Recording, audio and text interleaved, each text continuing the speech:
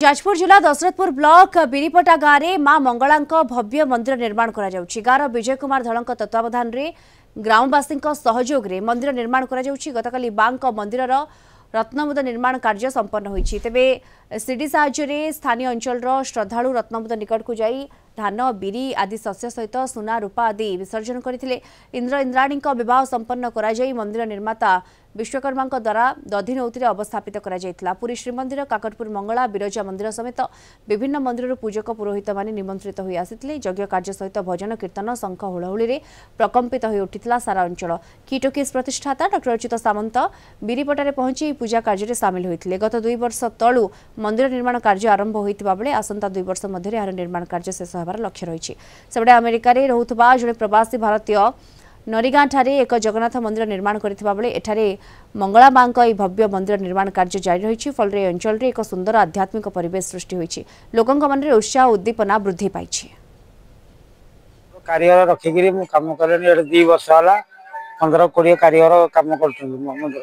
ये मंगला मंदिर रत्नमुद इधर रत्नमुद पड़ो धान बिरी मुग मांडिया सोरस गम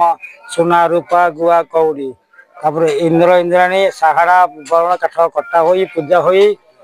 मूर्ति बना बाहागर हम अमेरिका रुए 43 वर्ष हो गला गाँव देखते गोटे भव्य जगन्नाथ मंदिर हो 2005 2011 प्रतिष्ठा होता 2025 है आहरी भी सब कहती मंदिर कम सरीनी चलती गोटे पर गोटे स्वर्गत मनोहर धल सुपुत्र विजय कुमार धल ये गोटे मंगला मंदिर प्रतिष्ठा करुँच मंदिर 2023 मसीहा मे मास 29 तारिख में यार भूमि पूजन आरंभ होता एपर्यंत मंगला मंदिर प्रतिष्ठा चली कार्यक्रम सरी नहीं मंगला मंदिर मुख्य मंदिर रत्नमुद्र हम ए धान सुना जी जहाँ देवे पब्लिक से गुड़ा सब साथ पूरा मंदिर चूल मरा समाज सेवा कर मूल मंत्र था छात्र जीवन ग्रेजुएशन कम्प्लीट कलापर पीजी करने गली बरंचा से आसला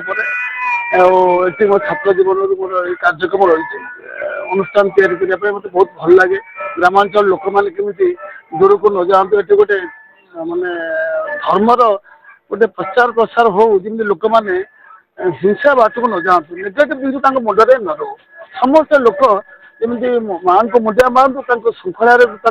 समय कटातु मोर ये चिंताधारा से मोर समस्त ये चिंता कलु गोटे माँ मंगला मंदिर करने चिंता करी मंगला मंदिर स्थापन कलु 2 वर्ष है